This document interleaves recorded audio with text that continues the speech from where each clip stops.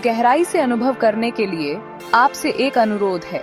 कृपया एकांत में बैठ जाएं, अपनी आंखें बंद करें और सभी बाहरी विकर्षणों को भूलकर इस अनुभव में डूब जाएं। इसे महसूस करने के लिए अपनी पूरी एकाग्रता और शांति को साथ लें। तो चलिए शुरू करते हैं। कवि, लेखक और ऋषि। एक मित्र कहते हैं कि कवि और लेखक में क्या अंतर होता है, और वो ये भी पूछते हैं कि आप कवि हैं या लेखक हैं। स्वामी रामेश्वर प्रसाद भारती, बिहार। मित्र, ना ही हम कवि हैं और ना ही हम लेखक हैं, या फिर हम दोनों हैं।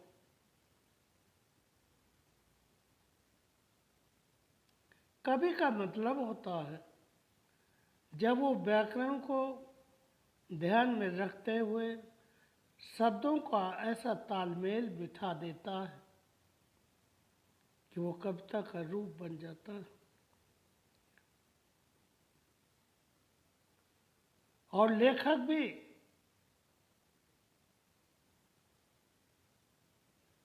वही बात कहता है, लेकिन वो व्याकरण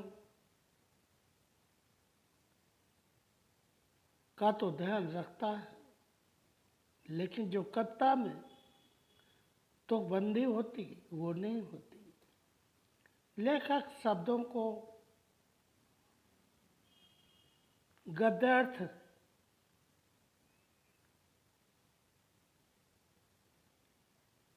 के रूप में पिरोता है, जिसका सीधा सीधा अर्थ होता है। लेकिन जब कभी अपने शब्दों को जोड़ता है या एक लाइन कविता की बनाता है, तो उसमें खुद को ही बहुत सारे अर्थ लगाने पड़ते हैं। यानी ये हो सकता है कि कवि ने कुछ समझकर कविता लिखी हो, लेकिन पढ़ने वाले या सुनने वाले और भी गहरा अर्थ लगा सकते हैं और गलत अर्थ भी लगा सकते हैं। कवि और लेखक के अलावा एक और भी स्थिति होती है जब कोई अपने अनुभव से सत्य को उपलब्ध होता है, और तब वो चाहे भले ही गद्य में बोले, लेकिन उसमें इतना रस होता है कि गद्य भी कविता का रूप ले लेता है। यानी सच पूछा जाए तो जिन्हें ऋषि कहा जाता है, उनकी भाषा ही काव्य की हो जाती है। साथ ही साथ उनका उठना बैठना या चलना फिरना नृत्य का रूप ले लेता है। अब फर्क ये होता है कि जिसको ऋषि कहते हैं उसको समझ पाना मुश्किल होता है, क्योंकि वो अनुभव सत्य को शब्दों में पिरोना चाहता है, जिसे अनुभव से ही अनुभव किया जा सकता है। यानी ऋषि की भाषा में कवि लेखक दोनों ही समाये होते हैं। यानी यदि ऋषि के पास कोई मौन होकर भी बैठ जाए और ऋषि कुछ भी न बोले, तब भी उसके मौन से बहुत कुछ घट सकता है, अनुभव किया जा सकता है। यानी ऋषि में एक और भी कला होती है जो उसके अनुभव सत्य के कारण होती है। यानी यदि वो चाहे जहर को अमृत बना के समझा दे और चाहे अमृत को अपनी मौन भाषा से तुम्हारे हृदय तक पहुंचा दे। यानी जिस बात को लोग धर्म के विपरीत मानते हैं, यानी धर्म से दूर मानते हैं, उसको भी वो अपनी अमृत वाणी से अमृत का रूप दे सकता है। और वही जो अधर्म की दृष्टि से देखा जाता था या समझा जाता था, उसको भी वो धार्मिक रूप से समझा सकता है। यानी जहर को अमृत बनाने की कला का नाम ही तो ऋषि है। जहाँ रस पैदा होता है, रस झरता है। आपने सुना होगा कि शंकर जी ने एक बार जहर भी पी लिया था, जिसको वो अपने गले में ही रोक लिया था। यानी जब जहर उनके अंदर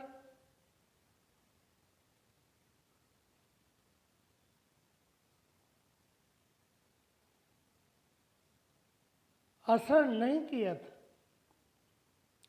अब ये तो एक बोध गाथा है, बोध कथा है, लेकिन वास्तविकता ये है कि जहर ये नहीं देखता कि कोई बुद्ध पी रहा है या कोई गैर बुद्ध पी रहा है। वो तो अपने सत्य स्वभाव से अपना ही असर करेगा। अब शंकर जी पर यह गाथा कही गई है जो आज तक प्रचलित भी है। अब ये गद्य की भाषा नहीं है। गद्य तो सीधा कहता है कि जहर तो जहर है और जहर का ही काम करेगा। लेकिन यदि इसे काव्य की भाषा से लो तो सच ये है कि उनकी वाणी में इतनी कला थी, इतनी रसता थी कि जहर को भी अमृत बनाकर लोगों के सामने परोस देते थे। यानी उनके गले में वो वाणी, यानी उनके गले से वो वाणी निकलती थी कि जहाँ जहर भी अमृत वाणी का रूप ले लेता था।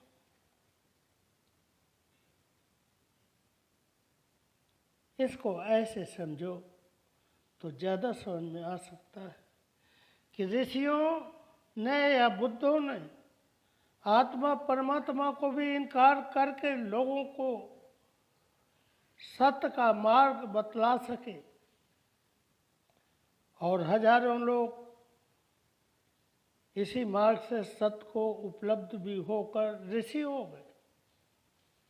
और दूसरी तरफ ऐसे भी बुद्ध पुरुष हुए हैं जो आत्मा परमात्मा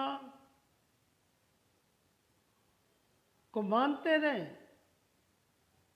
और लोगों को आत्मा परमात्मा या खुदा इत्यादि का सहारा लेकर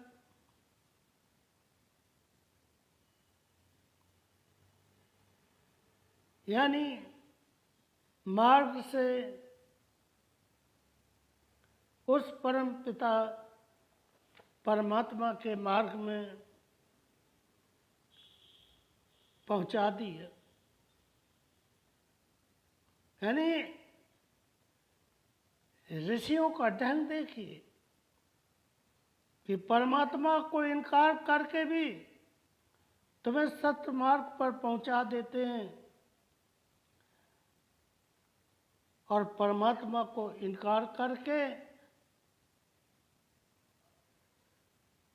भी वो तुम्हें अपने सत्य तक पहुंचा देते हैं। यानी इनकार से भी और स्वीकार से भी वो तुम्हें सत्य के मार्ग से पहुंचा देते। यही तो कला, यही तो ऋषि की सत्य की वाणी है। यानी सत्य तो ये कि कोई भी बौद्ध व्यक्ति ना आत्मा परमात्मा में बनता है और न ही वो आत्मा परमात्मा के खिलाफ ही होता है। वो तो इन सबसे पार की अवस्था में जीता है। यानी यही तो नित्य का सिद्धांत है कि ना वहाँ परमात्मा में बन जाते हैं और न ही वहाँ परमात्मा को इनकार ही करते हैं। बस लोगों को समझाने का ढंग है। यानी यही तो ऋषियों की कला है कि वो नित्य को और स्वीकार को एक साथ स्वीकार करके साधकों के हित की बात करते हैं। यानी सार की बात ये है कि साधक या श्रोतागण कैसे अपने सत्य मार्ग को पा जाएं या कैसे भगवत्ता को उपलब्ध होकर परम सत्य में जी सकें, भगवान होकर जी सके। बस इतनी सी बात। अब सच पूछा जाए तो बुद्ध पुरुष कितना झूठ का उपयोग करते हैं, या जितना झूठ का उपयोग करते हैं उतना तो आम लोग भी नहीं करते होंगे। यानी उनका एक ही उद्देश्य रहता है कि कैसे लोग अपने सत्य मार्ग को पा सकें। यानी यदि जहर भी देकर उसे अमर बनाया जा सके तो भी वो जहर का भी उपयोग कर देते हैं। यानी शायद आप लोगों ने पहले सुना होगा, और यदि नहीं सुना हो तो सुन लो कि ऐसे भी बुद्ध पुरुष हुए जो अपने शिष्यों के साथ ऐसे व्यवहार भी करते रहे हैं जिसको आम आदमी बर्दाश्त भी नहीं कर सकता। यानी कई बार गुरु ने शिष्य को उठाकर छत के नीचे फेंक दिया है, लेकिन धन्य है वो शिष्य जो उठकर गुरु को प्रणाम करते हैं और अपने को धन्य भागी मानते हैं। यानी वो शिष्य भी बहुत को उपलब्ध हो गया।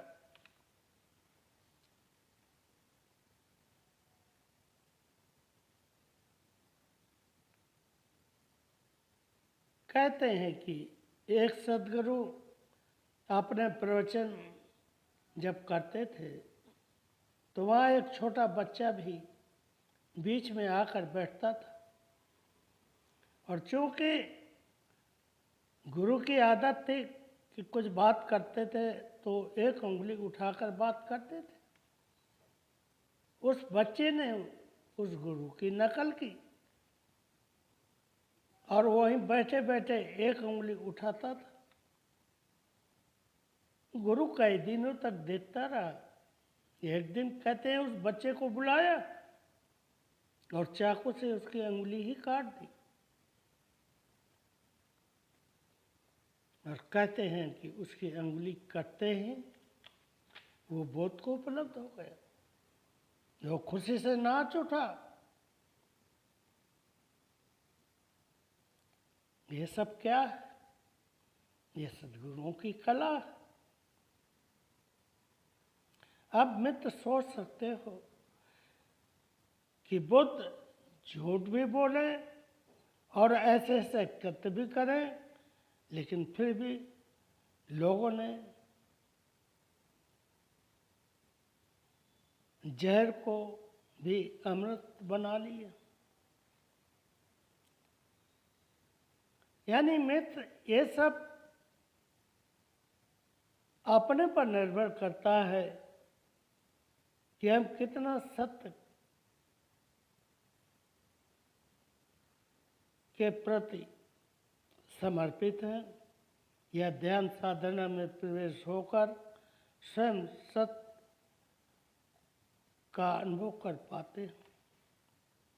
यानी यहाँ तो ऐसे भी शिष्य हुए जो गुरु की वाणी सुनकर सत्य को उपलब्ध हो गए, लेकिन बाद में पता चला कि वो गुरु स्वयं ही बोध को उपलब्ध नहीं था।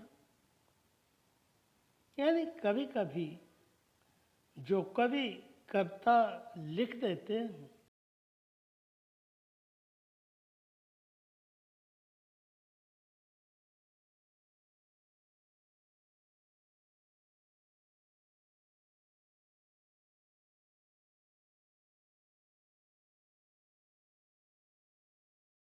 जिसका अर्थ उन्हें खुद भी नहीं पता होता, लेकिन यदि सुनने वाला इतना समर्पित है या साधना से गुजरा है, तो उस कवि की कविता में उसने अमृत खोज लिया, जिस अमृत का स्वाद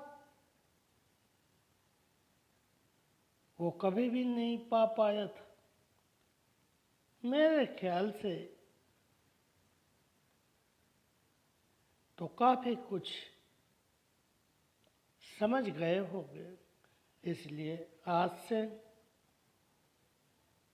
इस उपनिषद का पैरा खत्म होता है। अंत में सभी मित्रों को मैं प्रणाम करता हूँ। स्वामी रामविलास भारती, कानपुर। आशा है आपके मन में नई सोच और भावनाओं को जन्म दिया होगा। यदि इस ऑडियो ने आपको प्रेरित किया हो या कुछ नया सिखाया हो, तो इसे दूसरों के साथ जरूर साझा करें। अपने विचार और अनुभव हमारे साथ कमेंट्स में साझा करें। इस यात्रा में साथ देने के लिए धन्यवाद। अपने जीवन में शांति और रचनात्मकता बनाए रखें। मिलते हैं अगली बार, तब तक के लिए नमस्कार।